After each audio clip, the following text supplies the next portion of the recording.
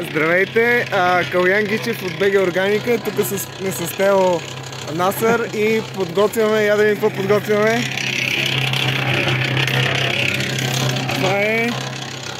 Това е, ти вече знаеш какво е, хайде, не се прави. Аз знам, това е биодинамична паста, с която ще мажем тясно в лесниците. Да, направо ще бъде уникален. А какво сложихме вътре?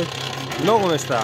Каолин, пясък, Базалт, биодинамичен компост от твоята офшор, триходерма и разни други, и много други.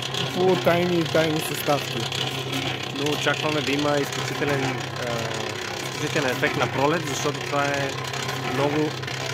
е постоянно подхранване, не е само веднъж, слага се и всичките 6 месеца, когато растението иска, си попива от кората от магическите съставки.